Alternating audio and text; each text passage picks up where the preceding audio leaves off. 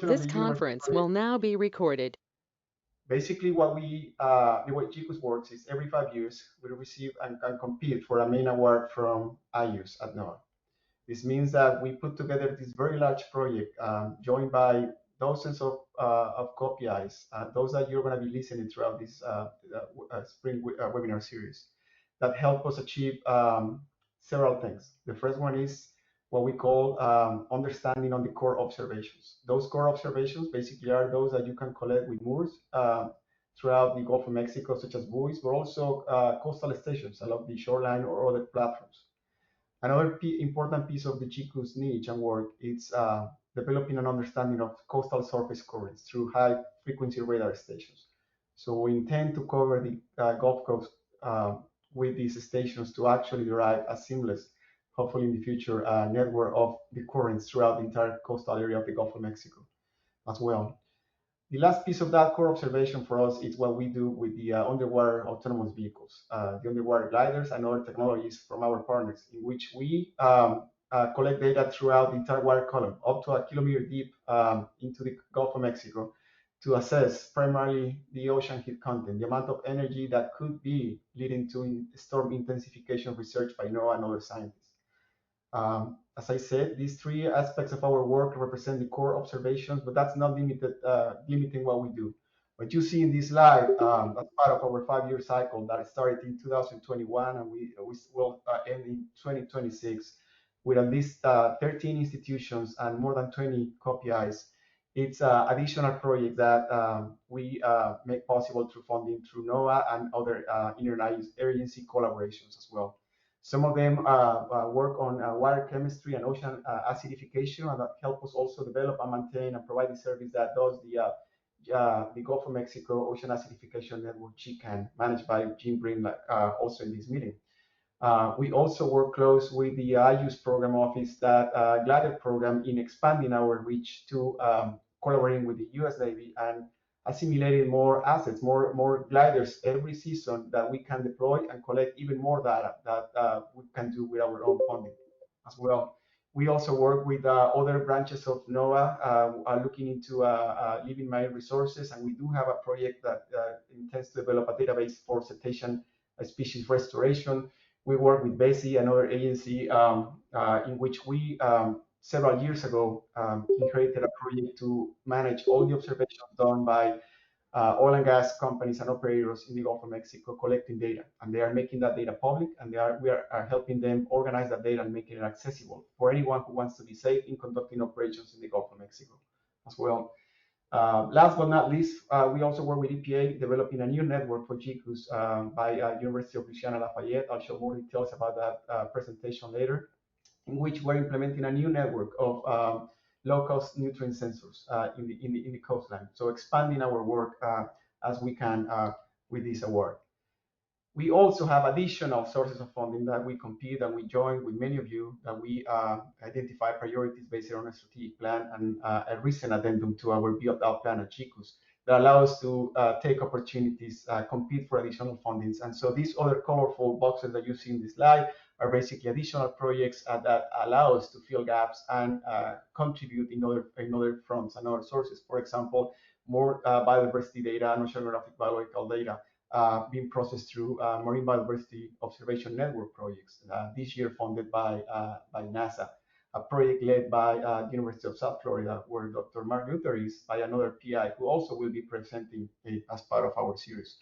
We also support BOEM in making data accessible, that it's not classical BOEM data, it's more meteorological data that supports modeling for companies, again, and any enterprises trying to understand the conditions offshore in the Gulf of Mexico. So this data is very important for people to understand safe conditions as well. We do have a new and recent project with the Office of NOAA of Climate Program, in which Dr. Chris Monello will also be working with other regional associations and partners as well in identifying how we can help national marine sanctuaries, offshore national marine sanctuaries in the Gulf of Mexico as well.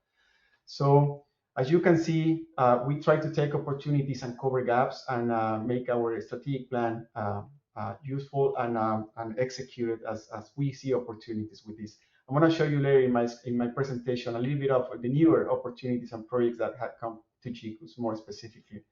But let's talk for a minute about the Spring Webinar Series. Why we're doing this? Well, everything starts by the mission of GCOOS is to collect data that is reliable and relevant. We need to start with people. We start with natural capital, and those COPIs and research scientists throughout the Gulf of Mexico and other places who help us understand the conditions of the Gulf in many different aspects. The webinar series will cover everything that we do as part of our main project with IUS that I mentioned to you before. Our objectives are to disseminate goals and preliminary results, and for all of our PIs to also tell us a little bit about what is expected by the end of this project in 2026. We thought that it will be very good for everyone, GCOOS members, friends, our board, to understand better what everybody is achieving and working towards a common goal. We want to highlight the linkages of the GCOOS missions, the different aspects, and that each of these partners bring and their research brings to achieving this mission.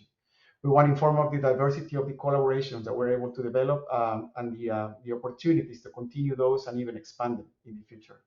And as I said, we want to focus this also on the human capital, not just on the science, not just on the numbers of the equations. We want to talk about also who does this possible for us and with us.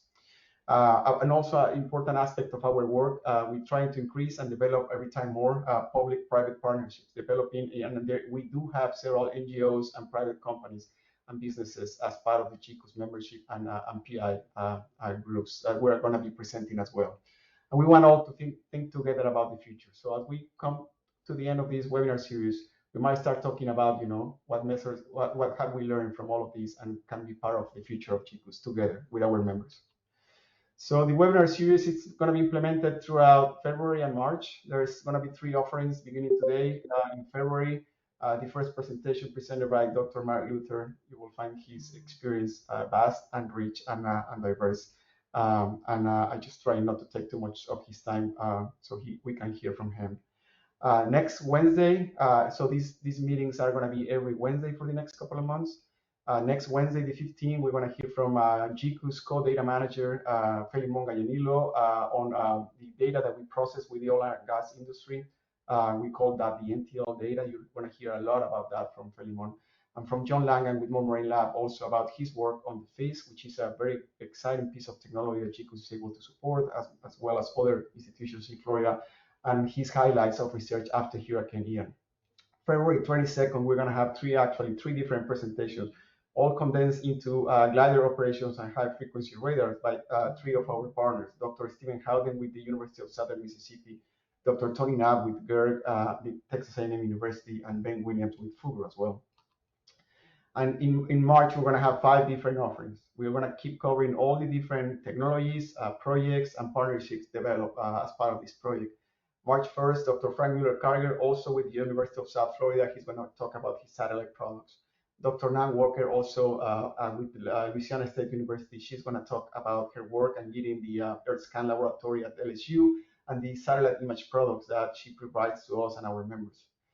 March 8th, Dr. Eric Milbrand from Sanibel Captiva Conservation Foundation is going to talk about what they do in collecting data for water quality in relationship to HAPS events. But most important, he's also going to share how they're doing after going through Hurricane Ian last September, exactly through their location in Sanibel Island. So we're all excited to hear about how they're recovering, and it seems that they are doing well. They just need more of our support. And Dr. Chuan Min Hu, also from University of South Florida, he's also a satellite researcher, so he's going to be talking about real-time remote sensing products developed for sargassum and other purposes. March 15, another USF researcher, Chad Lemke, he's an outstanding glider pilot and nationally recognized glider promoter. He's going to be talking about what they do in glider work in the shallow and in the deep, more recently also in collaboration with GCOOS. And Dr. Chuan Yuan Lee from Louisiana State University, he manages the WaveSys network of moorings in Louisiana, and he's going to tell us also how they're doing and recovering from previous storms in previous years. March 22nd, Dr. Bob Levin from University of Colorado, he's going to be talking about additional satellite products on altimetry and new exciting data sets that he's able to pull from European satellites in support of making operations in the Gulf of Mexico more not only understandable, but also very, very safe. Dr. Beth Stauffer, she's with the University of Louisiana Lafayette. She's in charge of telling us and developing the low-cost nutrient sensor that I mentioned before. So another exciting project that we are just beginning to continue and be able to expand. The last offering of this series will be on March 29. Dr. Lisa Campbell with Texas A&M University, the Oceanography Department. She's going to be telling us about her vast experience on early warning systems for harmful algal blooms using IFCBs. That's an acronym that stands for Imaging Flow Cytobots. It's another exciting piece of technology that is being used to detect these blooms timely as well. And Dr. Ken Hodley with the University of Alabama, he's a new GCOOS PI who are developing a new strategy in Alabama for deploying IFCBs. So we're going to hear from somebody who has been doing this for 20 years and somebody who's beginning to expand that work in the Central Gulf of Mexico as well. So this is just a series that we put together and encapsulated for you to hear about what is happening at the core of our main funding from IUS and from NOAA. In the fall, we have other plans to include other GCOOS partners and collaborators, and hopefully we can continue bringing those news to you. I mentioned that we do have a few new projects at GCOOS. I just didn't want to miss the opportunity to share that recently we're able to confirm funding for two different hurricane supplements for hurricanes damages in 2020 and 2021. And so a number of our partners are involved in recovering and repairing their assets during these damages during these years, as well as the government decided, NOAA decided to help us seek funding for additional glider missions. So we can expand even more our knowledge and our presence in the Gulf of Mexico during hurricane season to assess ocean heat content and other relevant parameters. And more recently, just last month, we hear about our bipartisan infrastructure law, what it used to be the infrastructure bill, be called the infrastructure bill. We submitted a proposal also with a number of our colleagues and partners around the Gulf of Mexico. That proposal was also approved. That's going to help us recapitalize some of the aging infrastructure of our networks, including radars, primarily radars, and some of the moorings and coastal stations. We felt that that was coming just on time at the time that some of those infrastructure needed badly to be updated and replaced as well. So you're going to hear more about that in the upcoming years. Those are 2 and 3 year projects, so there's going to be plenty of activity over the next 3 years. The 2023 outlook of GCOOS. I just wanted to share quickly a few things. We are revamping at the GCOOS board and with the help of the staff, 2 task teams, one for modeling, trying to understand what kind of models we should be able to pay attention and be able to promote to people who has questions about models.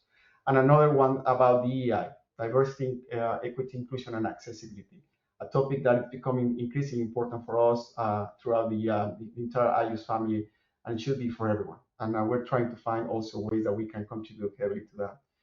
Funding opportunities, there might be some funding opportunities with the Inflation Reduction Act. We just don't know that yet. We'll keep you posted. We'll potentially make more announcements and provide more information throughout the GCOOS Spring Meeting in Gulfport, Mississippi in April. So stay tuned for that.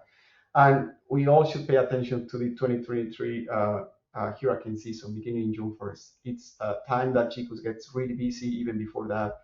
We're hoping to have a record number of autonomous vehicles and uncrewed manned missions this year, not just supported by GCOOS, but by many partners who are now adding to the effort and contributing from all fronts, from the software and capabilities to the number of different autonomous vehicles technologies that have been added since last year, but this year it's really going to double the capacity.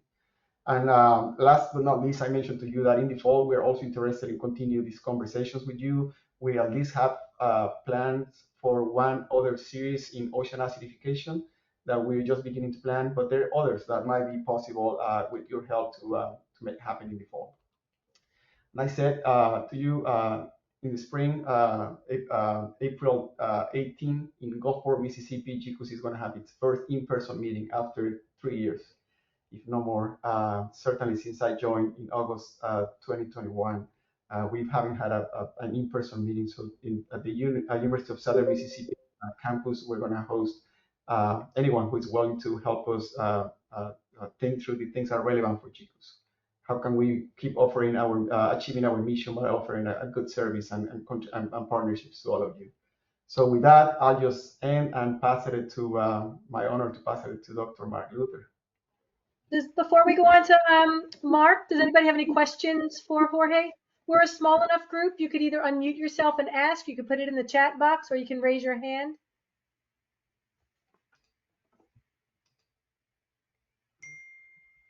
There will also be time to ask questions of both speakers after Mark's talk. So give you a few more seconds here, not seeing any. All right, well, thanks, Jorge. Next up is Dr. Mark Luther. Mark is a physical oceanographer at the University of South Florida's College of Marine Science and the director of the Center for Maritime and Port Studies.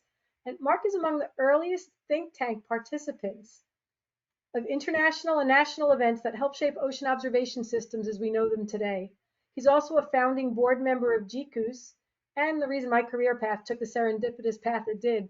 Ocean observing systems, who knew, Mark? You apparently did 20 years later. So it is my great privilege and honor to welcome Mark and listen to what he has to say about decision support tools for maritime transportation in the Gulf of Mexico. Thanks for being here today. Thank you, Chris. Yeah, it's been a long ride and it's far from over, so having a good time. Again, I'm Mark Luther. I'm one of the 4 GCOOS funded PIs at University of South Florida. As Jorge was just mentioning, Chad Lemke runs our engineering group, which includes our glider group, is the lead PI. Frank Mueller-Carger runs our Institute for Marine Remote Sensing, and Chuan Min Hu runs our Ocean Observations Lab, our fellow co-PIs on that grant.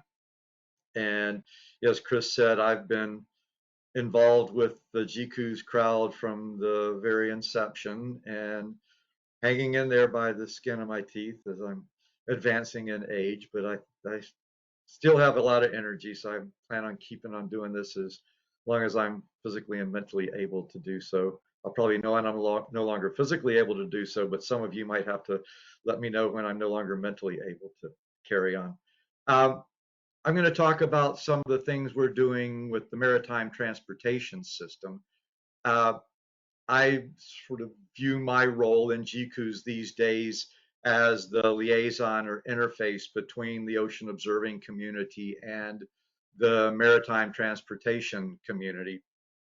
I've been working in that space for, gosh, close to 30 years now, and I've always had an affinity for boats and things like that. So it was sort of a natural thing for me. I'll explain a little more about how I got involved in ocean observing when I first came here back in 1990. Again, I've been at USF since August of 1990. And at the time I arrived, NOAA was building the world's first physical oceanographic real-time system. The inception of that system coincides with the construction of this nice bridge across the entrance to Tampa Bay, the Sunshine Skyway Bridge. I'm not going to go into a lot of detail. There's a video that's linked later in the presentation that goes into much more detail. But in 1980, the old bridge was knocked down by an inbound freighter because of some unforeseen, unforecasted severe weather conditions, primarily 60-knot winds on the beam of the vessel and blinding rainfall that they couldn't even see in front of them. Struck one of the main supports of the bridge. The bridge collapsed and 34 people were killed, 35 people were killed. But as part of the response to that, the local maritime community and congressional delegation appropriated some additional funds to NOAA to build this system, to give primarily the harbor pilots, but other maritime interests, better warning of such things. More on that in just a minute. I could go on for hours and hours about the importance of maritime transportation. 90% of all of the stuff you buy at Amazon or at Walmart and Target come on a ship. Maritime transportation is very literally the lifeblood of our nation. Being a maritime nation, most people don't think of it as that, but we do have quite a long coastline and a lot of strategically important ports. Of the top 20 ports in the US, 11 of them are located on the Gulf of Mexico. What you see here is a screenshot from our partners at Polestar Defense at the Maritime and Defense Technology Hub, a new incubator that's adjacent to the USF College of Marine Science. Polestar is the anchor tenant there, but Saildrone is also a tenant. Florida Fish and Wildlife Research Institute's Harmful Algal Bloom Group are tenants there, and our own USF Florida Flood Hub has space there. But Polestar is, we've become very good friends. They do all things vessel tracking. They track every vessel on the surface of the earth that allows itself to be tracked, and they've got some ways they can't talk about of tracking vessels who are trying to not be tracked. They have the contract with the U.S. federal government, primarily the Coast Guard, Department of Homeland Security, to gather all of the vessel tracking data from all sources available and collate it into this MDA, or Maritime Domain Awareness Platform, that you see here. And their main serving of these data are here at the St. Petersburg location. That's their headquarters for all things vessel tracking globally. So their data center here is just the lead center of 65 national data centers at 65 maritime nations around the globe. Again, what you see here is a distribution of all the vessels as of sometime last night when I grabbed this screenshot. And you might not be able to read it, but up here, let's see if I can get my laser pointer up here.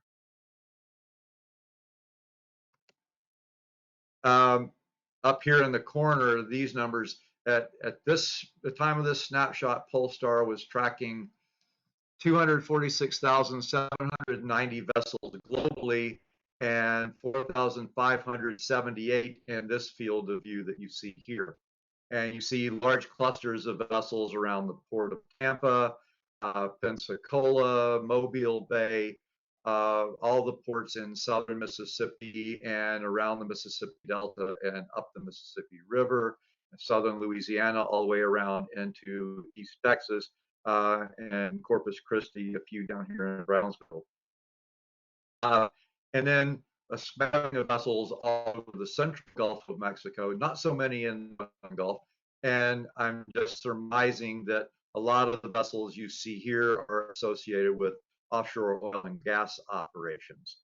So again, the Gulf of Mexico is a critical maritime conduit for the entire U.S. In fact, vessels sailing up the Mississippi River and through New Orleans go all the way up as far as Minneapolis, Minnesota.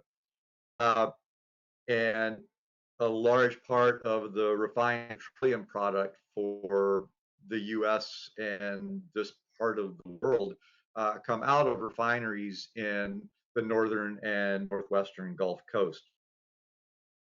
What else do I want to say about that? Just a quick aside, one of our biggest customers for all these data that I'm going to talk about are harbor pilots. And I'm sure many of you know all about harbor pilots, but for those of you who may not, a little digression. Harbor pilots are associations of men and women at every major port around the world who specialize in guiding vessels in and out of that particular port. Of those 200 and almost 50,000 vessels on those seas at any one time in that last slide, each individual vessel might call on dozens of ports every year, and the master of the vessel, the captain of the vessel, can't be expert in every little nuance, twist and turn of every harbor and shipping channel.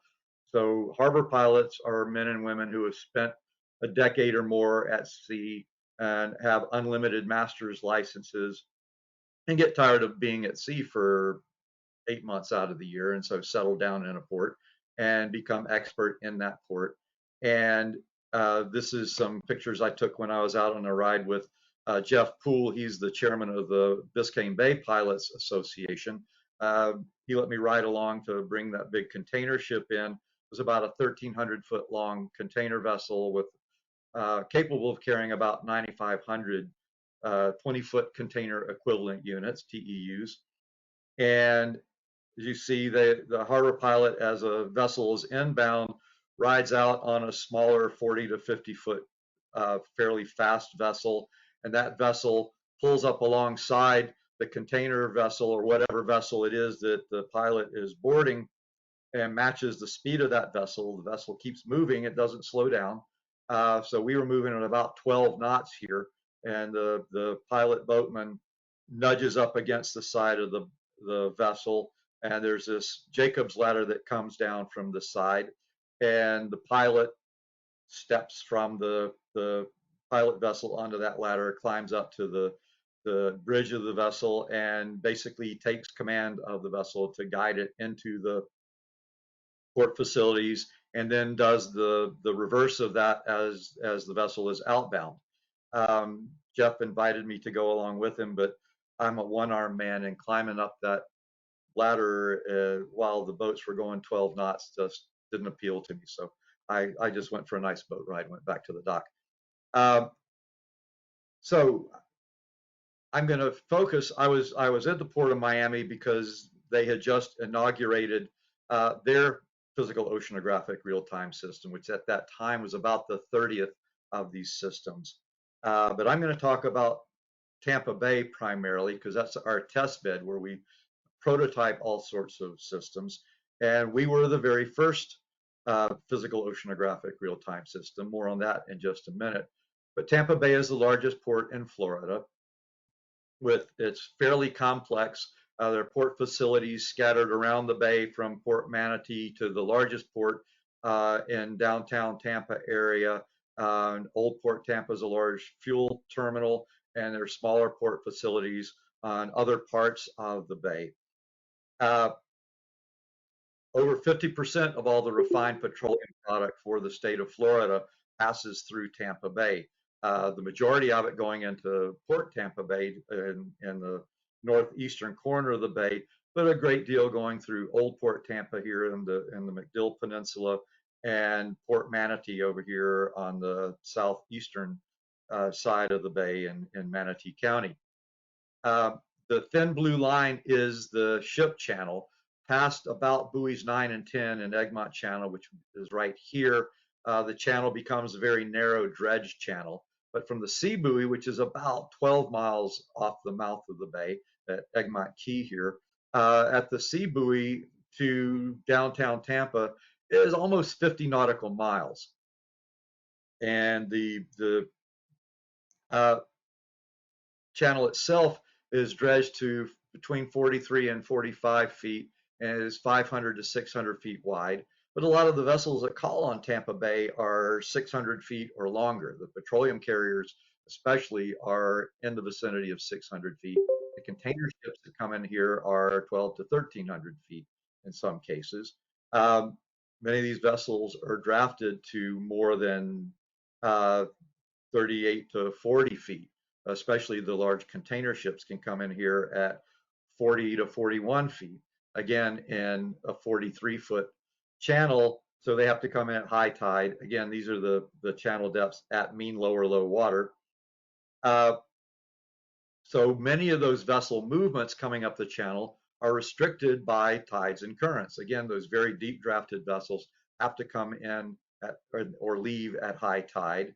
And many of the vessel movements require a turn across the main tidal flow in and out of the bay, particularly here in going into Port Manatee and several of these other maneuvers. So those movements are restricted by tidal velocity or current velocity, which is not necessarily tidal, as I'll talk a little more about in a minute, because a little bit of wind out of the southwest or out of the northeast can completely overwhelm the astronomical tidal heights and tidal currents, and totally make useless the astronomical tidal predictions. If it were just astronomical tides leading to water level changes and the velocities at these different sections of the channel, we wouldn't need real-time measurements. We could just predict those tidal motions, years and years in advance should we try to do so or need to do so. But that's not the case. So again, that's the reasoning behind the inception of the first physical oceanographic real-time system here in Tampa Bay, better known as Tampa Bay Ports. And yes, NOAA has trademarked the acronym PORTS, so we have to put the little R with a circle around it up on the side there. But again, ports measures winds, waves, currents, tides, and other critical parameters, primarily visibility for fog, but other atmospheric or mid-ocean data at critical locations along the ship channel for maritime transportation. And again, I'll go back to this slide. This is the location of all of our current sensors and water level sensors, fog sensors, and wave gauge and air gap sensor that measures the height underneath the Sunshine Skyway Bridge for vessels that are potentially too tall to fit underneath. The system was constructed between 1989 and early 1991 and was declared operational by NOAA in 1991. But it was built on congressional interest funds, as Margaret Davidson used to say, better known as earmarks. And therefore, there was no continuing operations and maintenance funding in NOAA's budget. So NOAA basically turned it over to this local consortium to provide operations and maintenance. And then I worked out the cooperative agreements to house the system here at the USF College of Marine Science. We have this nonprofit corporation set up that's representatives from all of the maritime transportation interests, the harbor pilots, the port authorities, several of the big shipping interests, as well as the university. So we operate this in very close collaboration with the NOAA National Ocean Service Center for Operational Ocean Products and Services, co-ops, and the local maritime community. Again, we do operations and maintenance on the local infrastructure, and NOAA co-ops provides the continuous operational real-time monitoring system, or CORMS, to do the real-time QA/QC on all of the data, and produce data products that then immediately get posted to the port's website.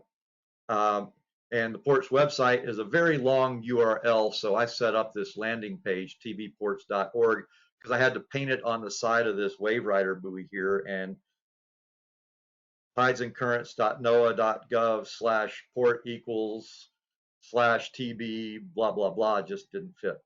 So these are just a few photos from our operations.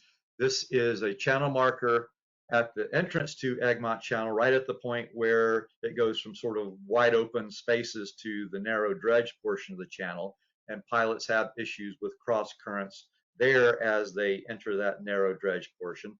So there's a Nortec Aquadopt ADCP that hangs over the side of the buoy deck for the channel marker buoy, and this tube gets the ADCP below the ballast weight on the bottom of the channel marker buoy.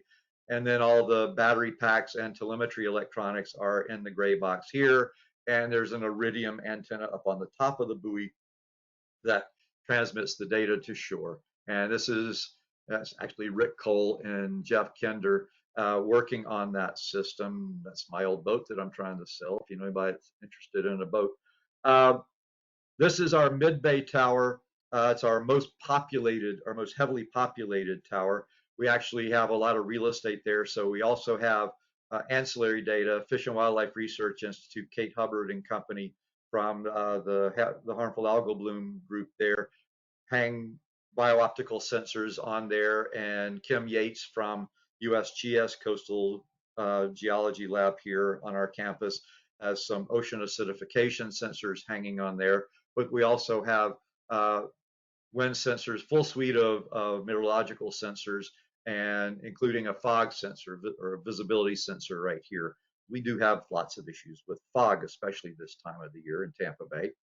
And this is that wave rider wave buoy. It sits out at the entrance to Tampa Bay, close to where the harbor pilots get on and off of inbound and outbound vessels.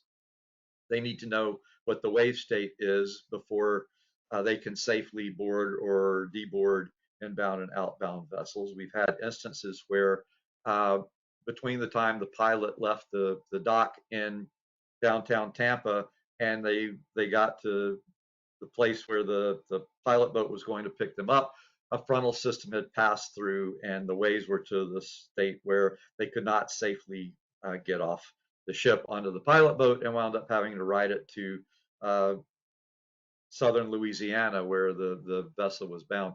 Fortunately, that particular pilot, Carolyn Kurtz, is married to a Lake Charles Harbor pilot, so it was a convenient ride to visit her husband and her child. This is one of our work boats that we charter to take us out. This is one of the structures next to the Skyway Bridge that prevents ships from running into the main supports now and knocking the new bridge down.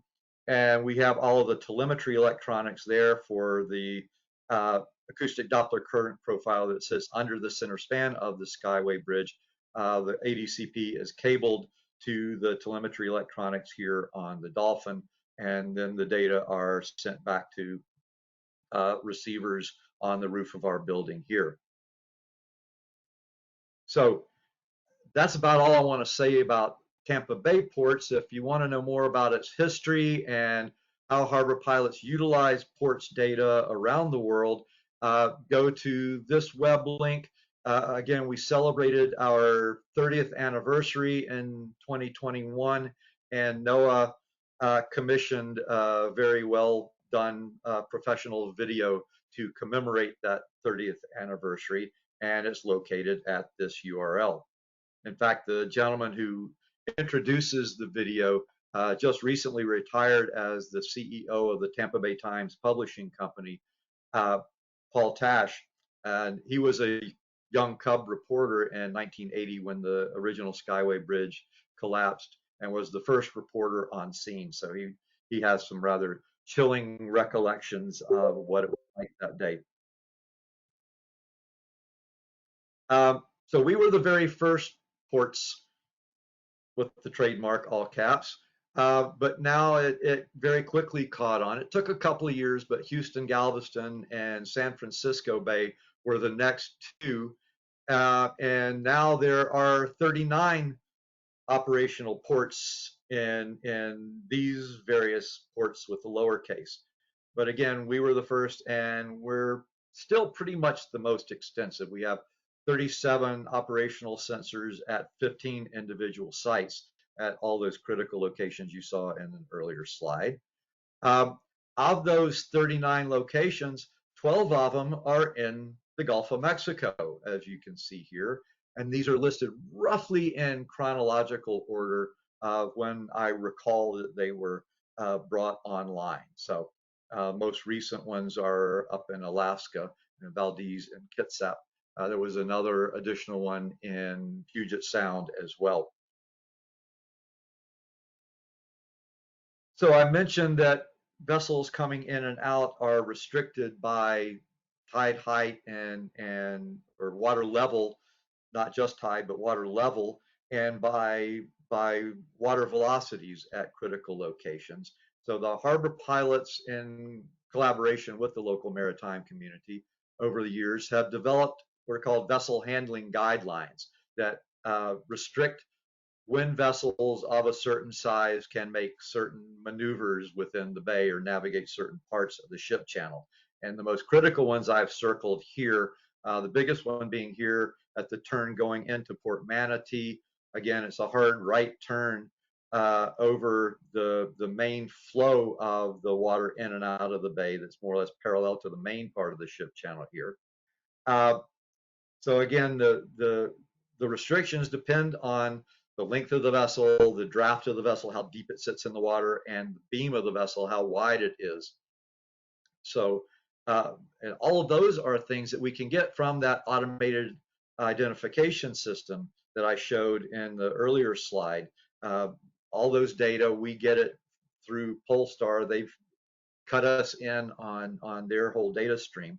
So you can see every vessel when it leaves the port on its way to Tampa Bay. We know it's coming, and we know its length, its draft, and its beam. We can predict the water velocity, the water level, and the wind velocity, reasonably far in advance with pretty good skill, 24 to 48 hours ahead, and in some cases even longer. So I'm going to focus on this location here at the entrance to Port Manatee. This is right off of the Harbor Pilots website, vessel handling guidelines. And so vessels over a certain size, particularly vessels 800 feet and greater, can only make that turn at what we call slack water, when the water stops moving in as the tide rises and starts to go back out as the tide falls. And typically that's less than 1/10 of a knot. 1 knot is about a half a meter per second. The maximum vessel that can go in and out of that port is 900 feet LOA. And there are various other restrictions depending on the size of the vessel. If it's a smaller vessel, it can get in and out at slightly faster cross current speeds. And again, depending on its draft, at slightly different cross current speeds as well. So again, we're starting to be able to predict these sorts of things. So NOAA, National Ocean Service, co-ops people have instituted these operational forecast systems. One of the original ones was for Tampa Bay. In fact, one of the progenitors of these operational forecast systems was Mark Vincent, a former PhD student here, who's now one of the senior executive service people at NOAA. But he built a lot of these operational forecast systems as he was working his way up the NOAA ranks. And so in the Gulf of Mexico, there are two. There's one for Tampa Bay, TBOS, and another for the northern Gulf of Mexico, NGOFS-2. This is the second incarnation of that was recently brought online. And they're working on bridging the gap between these two and having a more northern Gulf-wide operational forecast system. But at present, that's what we have. So again, these operational forecasting systems have all of the information in them that we need to determine in advance when those vessel handling guidelines are going to be met. The National Weather Service and the National Ocean Service work together, again, using Tampa Bay as a prototype to build the first marine channels forecast, where they take all the output from that operational forecast system and the NOAA Weather Service atmospheric forecast models and predict hourly water levels, currents, winds, probability of precipitation, probability of fog, those sorts of things at critical locations along the ship channel, denoted here by the red pins. So if you click on any one of these red pins, we're going to look at the Egmont Channel entrance where it passes the lighthouse. You get these 24-hour predictions of what's going to happen at that site hour by hour, and it's not updated hourly. And so you see here's the water level for that site for the next 24 hours, the current speed and direction, yes, and the wind speed and direction, probability of precipitation, significant wave height, and probability of fog or low visibility. And again, those are all the things that are needed to determine when those vessel handling guideline thresholds will be satisfied. So one of the things that Steve Myers and I are working on, along with Yasin Yilmaz over in the College of Engineering, is using machine learning and artificial intelligence tools to assimilate all of that real-time observation, all of those predictions over the next 24 to 48 hours, and all of those vessel characteristics from the Polestar data stream to calculate optimal arrival windows for vessels transiting the northern Gulf of Mexico. And if we are successful, again, this is all very preliminary. We're still in developmental mode here, gathering up all the information that needs to go into these machine learning, artificial intelligence algorithms. But if that becomes a reality, it's envisioned that that kind of information would be provided as a service by entities like Polestar, perhaps through the Coast Guard or through vessel traffic services at these various ports. But again, with the primary end user being the harbor pilot and in some cases the operators of the vessel.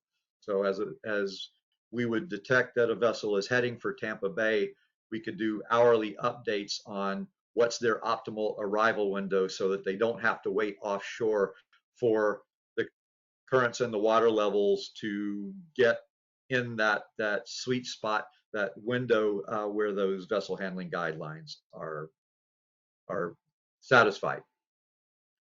We did something similar to this with Sakura funding at the Port of Miami. When I went on that ride with the Miami Harbor pilot a few years ago, they told me that one of their biggest issues is that the Florida current that passes right offshore of the entrance to their ship channel sometimes meanders right up against the entrance to the ship channel, and they can get 3 knots of current pushing them off to the side of the channel, and the side of the channel there is a straight rock wall, which could result in them having a very bad day on the water. And so they put, well, as part of the port system there, they put one of those channel marker mounted ADCPs on the sea buoy so that they can see what's happening as it's happening. But again, that's only tells you what's happening now and what's going to be happening when the ship actually gets there tomorrow or whenever. And so just so happens that I did my PhD dissertation on looking at meanders in the Gulf Stream along the eastern seaboard of the US, southeastern US. And one of the results of that back in the early 80s, late 70s, that's how old I am, is that these meanders along the Gulf Stream front propagate in the downstream direction from the Florida Keys all the way up along the Florida Straits and then along the Carolinas and eventually out off of Cape Hatteras into the North Atlantic. And there are models and observations of the position of the Gulf Stream front along the Florida Keys, both from the the Naval Oceanographic Office has a product, and then there's the HICOM model that also has a Gulf Stream frontal position product.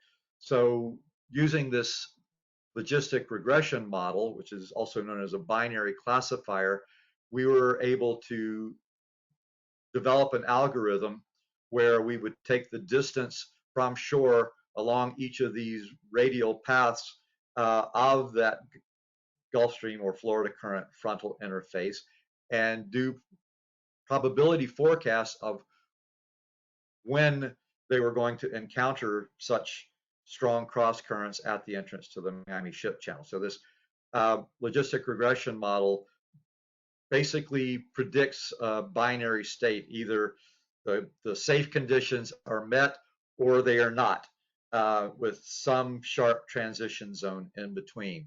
And this is a fairly simple representation. The key to all of this is in this exponent z, which is this combination of all of the independent variables that we were just talking about, and summed with these evaluation weights, and those are derived from the training data. So to make this work, you've got to have several years of data of what actually happened.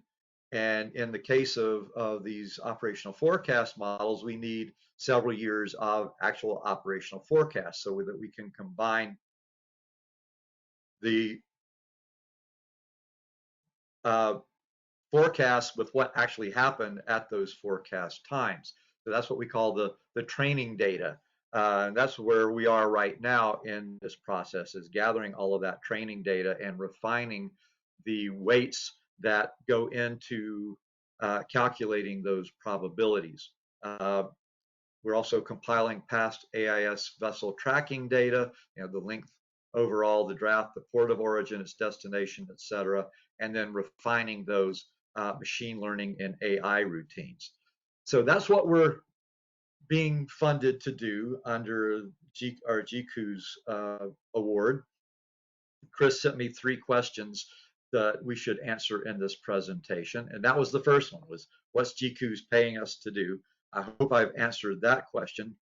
But the other 2 were, how does what we're doing fit into the GCOOS strategic plan? Well, we very obviously fit into focus area number 1, marine operations, goals 1 and 2. Goal 1, to facilitate safe navigation to and from U.S. ports. Goal 2, to support product development that synthesizes real-time ocean observations and forecast models. And the third question was, how are we advancing observing and monitoring capabilities in the Gulf? Well, again, we're synthesizing many of those observations and model products as we can cram into these AI platforms to create this decision support tool for vessel operations to optimize vessel transits. There are numerous commercial companies that will optimize the actual transit across the open Gulf, but it's that last stretch from the sea buoy to the dock that we're concentrating on, because that's where they're most constrained by wind, wave, current, tide conditions that we can measure and that we can predict. So I'm going to stop there, and if you have any questions, I hope we have some time left for that. If not, there's my email address and Steve's email address. If you want to know anything about maritime transportation, email me. If you want to know anything about machine learning and AI platforms, email Steve. Thanks, Mark. And we do have plenty of time for questions. I just want to say I learn so much every time you speak, for one, and you know that already because I tell you all the time.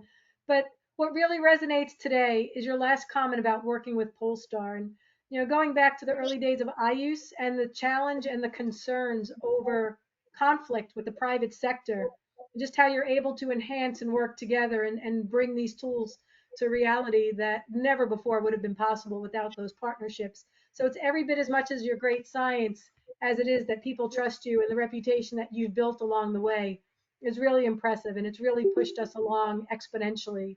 So thank you for that. Thank you.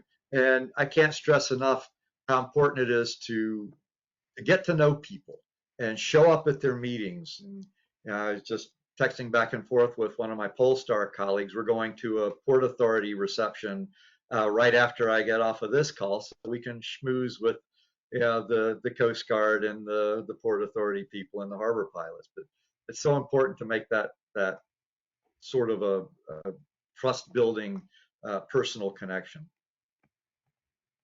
We're grateful that you do it. I don't see any hands raised on there, but if anybody would like to turn off their microphones, have a question. Chris, yes. Mark, I think Pat Hogan had a question for you. Go ahead, Pat. I put it in the team, Mark. Very nice to see you again. Nice talk. I put it in the chat. I think you answered this, but are you assimilating your port's observations into the forecast systems in real time? Is that going into the forecast and the analyses that you're using for the forecasts? I think the operational forecast systems, I'm not responsible directly for those. There are others at NOAA who are running those OFS systems. I know Yang Liu on our faculty here has his own nowcast forecast model of Tampa Bay and the West Florida Shelf, and he is assimilating some of those data. I'm not sure how much of it, but yeah, that would certainly make things a lot better. And again, I didn't talk about it, but one of the beauties of the AI platform approach is that there are systematic errors in these model forecast systems, as you well know, running them for much of your career as well. And the AI can tease those out if you set up the training data properly. Then the AI will figure out what those either consistent biases or sort of random errors are, and help correct those forecasts when you're looking at those optimal transit windows. That's kind of, it's like what was the spaghetti sauce? It's in there. You might not see it, but it's in there. Um, and again, I neglected to mention that Pat helped us out early on in that South Florida thing, helping us access all of the Navoceano frontal analysis information. So that was very helpful. Yeah, thanks. I mean, it's just that's usually the limiting factor is having in a small model like this is having sufficient observations to get a good analysis. And you guys have 37 sensing platforms out there. Boy, I sure hope they're going into the model because yeah, 37 individual sensors, but 15 sites, and only 4 of those are ADCPs, 4 of those are water level. Yeah, but still. All right, thank you. Appreciate it. Certainly. Jen, are you seeing any other questions there? I am not. No, I don't see any in the chat box, but I think Nan Walker just has her hand raised. Nan, you can unmute yourself, I think. There you go. Hello, Mark. I was just thinking about Hurricane Ian, and if you had any interesting stories about the hurricane and how y'all prepared for that in terms of vessel traffic. Well, if I could turn my camera around, my house is right on the edge of Tampa Bay. I've got water on both sides of me. I'm on a little peninsula, and my house is only maybe 7 feet above sea level, if that. So I was literally sweating bullets and evacuated to a small hotel downtown, the Exchange. It used to be the Indigo. You probably know it, Chris, which is really interesting. It was built in the 1920s, and it's literally across the street from the flood zone. It's not in a flood zone. The buildings right across the street are. And I was also hosting a Marine Minerals Society conference the following week for about 200 people, and a couple of dozen of them had showed up the week before, and all staying at the Vinoy, which was also in the flood evacuation zone. So we were all holed up at this hotel. We had a hell of a hurricane party, but that's another story. We got to be really good friends with the bartender at the lobby. But one of the tide gauges is at the head of the bay in the port of Tampa. And as most of you probably know, the eye of the storm came in down to the south of here around Sanibel Captiva area. And so we were in the offshore side of the storm circulation as the eye went up the middle of the state. So we had 60 knot winds from the northeast that basically knocked all the water out of the bay. The tide gauge at East Bay in the port of Tampa recorded a low water that was 7.75 feet below predicted tide. So, 2.3 meters less water than we would have expected from the astronomical tide. So it was dramatic. And, seagrass beds were high and dry across the bay and things like that. So had you all evacuated all? I mean, had all the tankers and the freighters gone? Had you told them all to leave the bay? Okay. Correct. And the Coast Guard has a very rigorous process for doing that, working again in collaboration with the local maritime community. I sit on what we call our Port Heavy Weather Advisory Group, which is a standing committee of the Harbor Safety and Security Committee. And so we were constantly having video chats and phone calls as the lead up to the storm, advising the captain of the port what to expect, and then the captain of the port makes that decision based on those discussions. We've been very fortunate that we have a very, very collaborative maritime community here, and the Coast Guard are good friends, and we all participate, hold hands and sing Kumbaya a lot.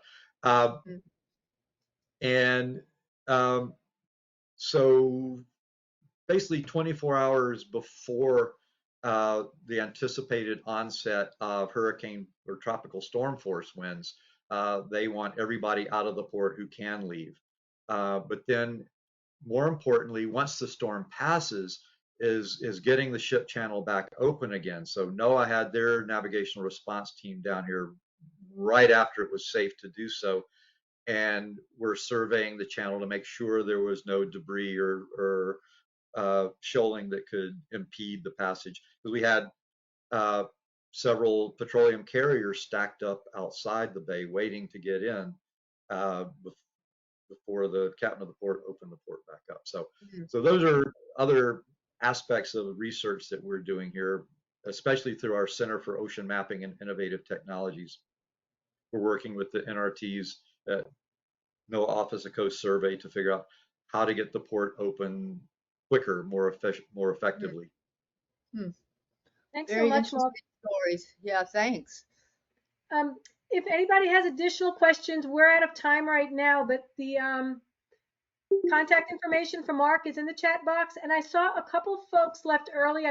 Or they joined late rather. And I don't know if it's because there was a confusion with the time, but the YouTube channel is also in the chat box. And this is a recorded presentation. It will be made available on the GCOOS website. So if you missed it or if you joined late, please feel free, and anybody else, to go to the channel. Jorge, Mark, I want to thank you for 2 really interesting presentations. I want to thank Jen Vreeland. We hear the voice from on high. She's our technical support, without which we couldn't do any of this.